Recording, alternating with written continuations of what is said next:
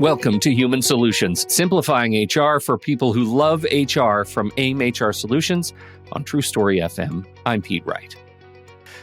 In the fast-paced world of HR, juggling today's challenges while anticipating tomorrow's trends is crucial.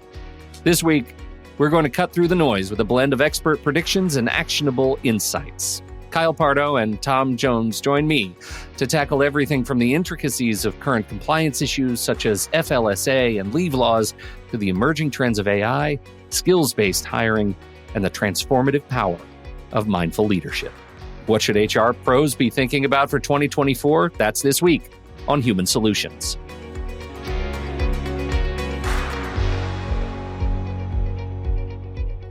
Kyle Pardo, Tom Jones, it's been so long. Welcome to the first episode of our season. Let the parade begin. It's nice to be back. Yeah, thanks, Pete. Happy New Year and all that. Happy New Year and all that. I'm really excited about this show, and judging by the outline, we're going to be talking about a lot of things. And I think, why else do HR people show up to this show? We have to start with compliance. What do we have to look forward to in terms of compliance legal changes for 2024? Well, I'll kick off the topic and let Tom jump in with the detail. So compensation compliance, that is the big one. And it's big for a couple of reasons. It's big on the federal level because we're looking at potential changes to the Fair Labor Standards Act, which haven't been changed in a while. And so people really need to keep an eye on that to make sure they remain in compliance. And it's big on a state level because regardless of the state you're in, there's a trend towards pay transparency. So some states are already there. They already have legislation in this area, and other states are thinking about it and will be coming soon. And so that means making sure you have pay ranges, making sure you have really solid compensation structures that you could share with your applicants and with your employees. So those two areas alone, I think, are really going to keep a focus on compensation in 2024. Where does Massachusetts stand in terms of Massachusetts always leading the way in some sort of compliance change, right? So where does Massachusetts sit right now? There's pay compliance in the legislature in Massachusetts, but it's yet to be put on the governor's desk. So It's gone through both the House and Senate. It's in a conference committee. So I was doing actually some looking the other day. A lot of states are in this little limbo area. They're moving legislation forward, but they haven't finalized it yet. Some states have. And it seems to be all over the place as to what level of compliance there is, like how many employees you have to have in order to be subject to the law. And so it's an ongoing process where we thought, Kyle and I thought it was going to happen sooner in Massachusetts than it did, but it got delayed for a couple of reasons in the legislature. So we're anticipating that it'll happen soon, but we're not sure exactly when yet. Well, it leads us to leave management, right? Where do we stand on leave management in 2024? So leave laws are here. We have all the different variety of letters there: paid family medical leave, and Pregnant Workers Fairness Act, and you name it. There's all sorts of different types of leave. That's not going away. And so what's here to stay is companies figuring out how to manage it, how to track it, how to enforce it, how to communicate it to your employees to know, whatever the situation is, how long are you going to be out? Where are you getting your compensation from? Is the company holding the job open for you? So depending on the industry and the number of employees, it can be a real challenge for HR people. So I don't know that we're going to see a change in leave management in 2024, but just an acceptance that it's here to stay and really trying to get those systems in place to manage it. Sure. The one thing I think companies have to be on the alert for is if they operate in Massachusetts and another state, they want to make sure that other jurisdiction adopts a leave law, which I was looking back. In 2019, 8 states had some sort of paid leave law. In 2024, 13 states have. So 5 more picked it up. So conceivably another 5 could in the rest of this decade. So if that's the case, you've got to always be alert as to what the law is going to change in a different state and what the interplay might be. Because you're going to try and run them concurrently. If you're going to run state law, federal law concurrently as much as possible, then you want to be alert to notifying employees, like Kyle said, making sure that there's a written record as to what you're doing so that nobody can come back later and say, hey, I was never told about what the benefit was, this other benefit. So it's going to take a lot of management time. And in smaller companies, that's a real challenge because they don't always have that much time around to work on all these different things. It's interesting to hear you talk about that. And when you say just, over the last 5 years, 5 more states have jumped on that particular bandwagon, that actually seems slow to me, Tom. It feels like we're seeing so much in the news about the resurgence or the reemergence of labor as a force, to reckon with for employers. That we might see that pick up the pace, right? These laws in favor, these acts in favor of It could. leave and I paid think leave. part of it was the pandemic really made things run to a different Slowed schedule over the last few years. So the legislatures weren't as busy. They may have been more mindful of not wanting to put new costs on business at a particular time. Hard to know for sure, but it just was a trend that I had picked up and seen in different parts of the country, pushing much more. Maybe unions are going to try and negotiate it at different workplaces too. So it won't matter whether the state has a law. If the union puts a contract together that is sufficient, that may be enough. One of the things I always look forward to in our every season is our ongoing conversation with Jen Moff on mindfulness, mindful leaders, taking care of yourself. We do have some soft skills on the horizon for 2024. Kyle, what are we learning about ourselves? Yeah, really taking care of the whole employee. And similar to what you just said, I feel like we've talked about this before, right? It's really coming and making its way into the workplace. And so we hear regularly from companies are saying, our supervisors need mindful leadership training. We need to focus on emotional intelligence. We need to think about the new workers coming into the workplace. And I'm not even just talking about the kind of entry level workers that are coming in, but how the pandemic has changed the shape of the workforce and what people expect out of it.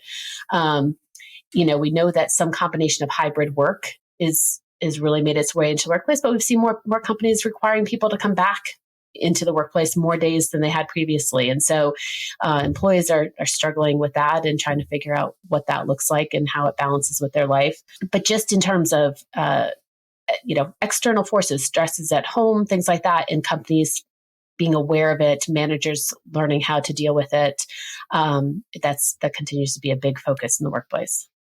One of the things that we spoke about last season, which I thought was a really interesting vector for an approach to what companies are on the lookout for in supporting employees, is this growing trend of supporting all kinds of different medical and emotional needs, right? Substance abuse needs, those sorts of things. Are you seeing any further trends toward how employees can be cared for in that area by their employers? Is that something we're going to see change in 24? It's certainly something that more employers are talking about, and I think it's, again, the sort of balancing that a lot of companies are engaging in with thinking about how much effort do I have to put into being aware of what the needs are for employees outside of work or in their lives versus it's work. And so, we don't always drift into, trying to balance that, not going too deeply into people's lives. Yeah. What kind of culture do we want to create? Right. This sort of pervasive culture wherein you're at work, we're in your home. I know. Versus you want support for people. Right. Yeah, we've talked about the podcast before, financial wellness. We've talked about caregiving and, so it's really all those types of areas in addition to mental health and employee assistance programs. So we wrapped up last season with a pair of conversations on AI at work. It is probably an understatement to say we're still going to be thinking about AI this year.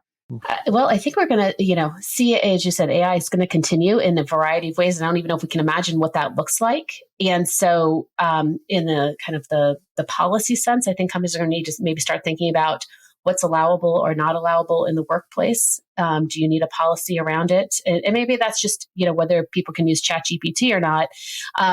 But it could go into things like applicant tracking systems, which become smarter and smarter and have the capacity to start learning your patterns. And so if you start to hire certain types of individuals, AI is involved and could say, okay, this sounds like a type of employee that you like to hire, and there's cause of concern there for discrimination and other areas. And so I think, as much as AI can be helpful, companies are going to really need to think about it and think about whether they need a company policy in terms of how they use it.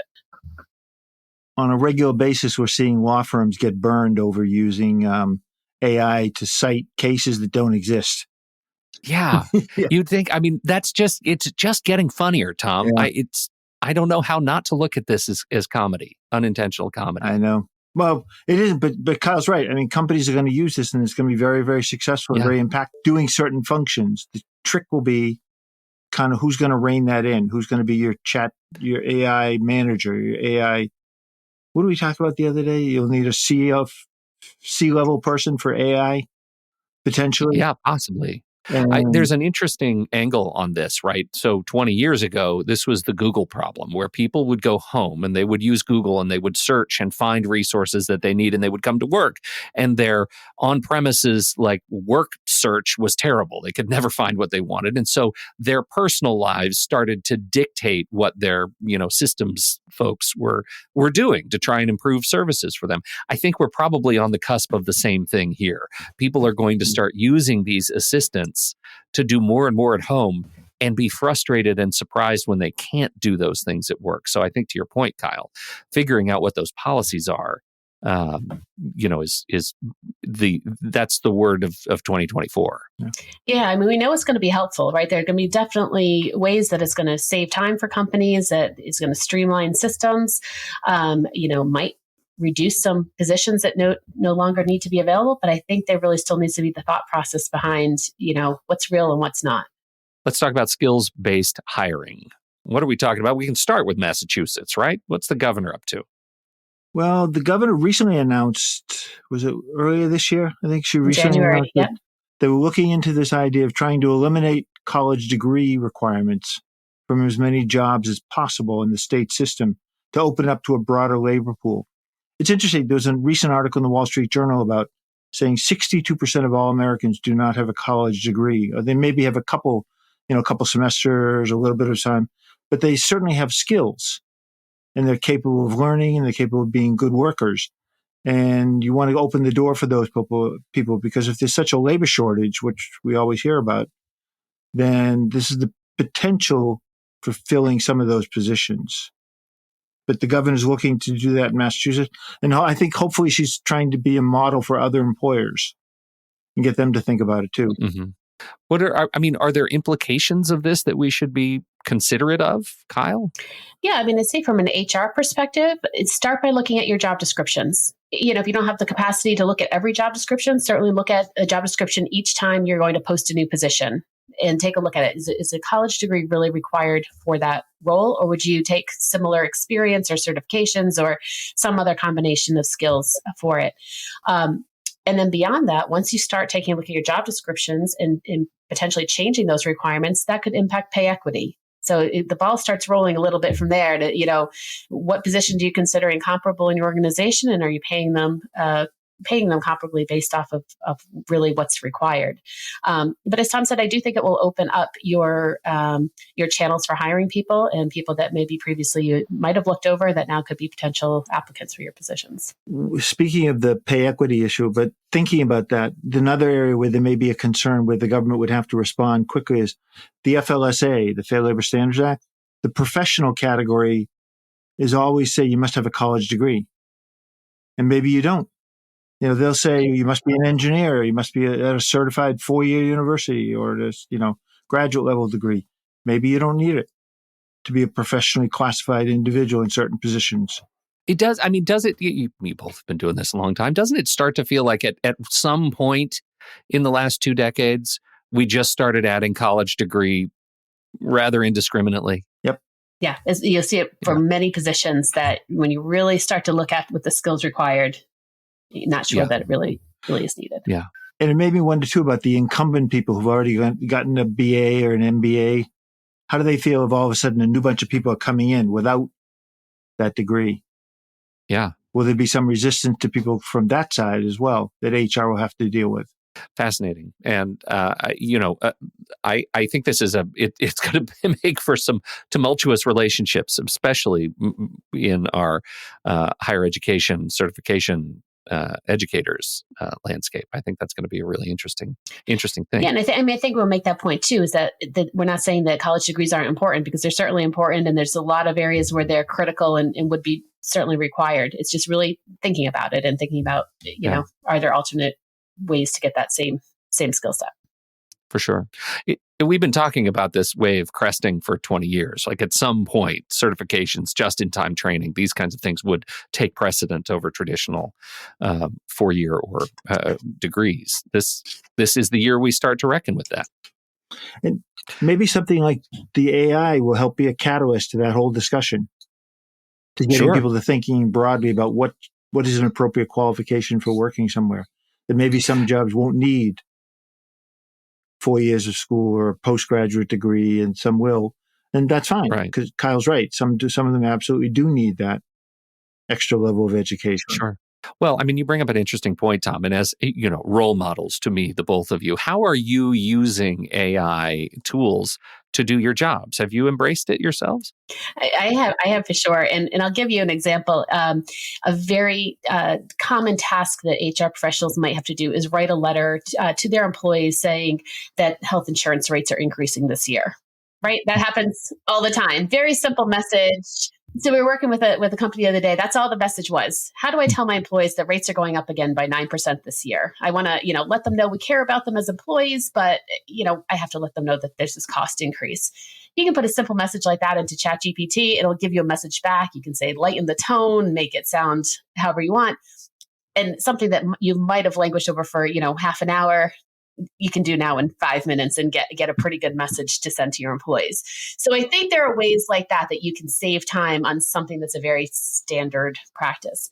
I think you can use it to generate ideas, but as we heard in our podcast earlier this year with attorneys, I think you really still need to be cautious beyond that, if you're going to try to write a job description, there's language that you want to use and language that you don't want to use. And you want to be consistent. You want to be compliant with the Americans with Disabilities Act. And so you're not going to get all of that out of AI necessarily. And so that's where I use caution. But for those regular day-to-day communications, I think there's lots of great ways to save time. I mean, and I think it will help with some research too, as you want to dig deeper into particular topics. The thing will pop up and say more sophisticated search or more involved search. That may be helpful too. On the legal side, on compliance side, looking for new information. But for everything, holy, you guys, stop citing cases that don't exist. Please. Please stop doing that. Yes. Well, as always, a fascinating conversation with you both. Thank you, Kyle and Tom, for helping us smash the bottle over the bow of this new season's ship. I am eager to get underway, and I think we have a lot of conversations on the calendar that dive much deeper into all of these topics. So please, please, please hang out. Make sure your subscriptions are up to date. Stick with us. We've got a great, great season ahead. I look forward to checking back at the end of the year to see how our predictions turned out. That's right. And we should have done a bracket, you guys. Some sort of a draft. We could make this interesting. Yeah. That's right.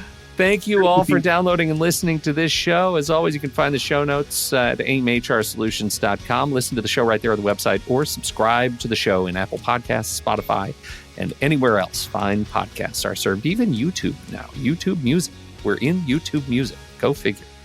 On behalf of Kyle Pardo and Tom Jones, I'm Pete Wright. We'll see you next week right here on Human Solutions.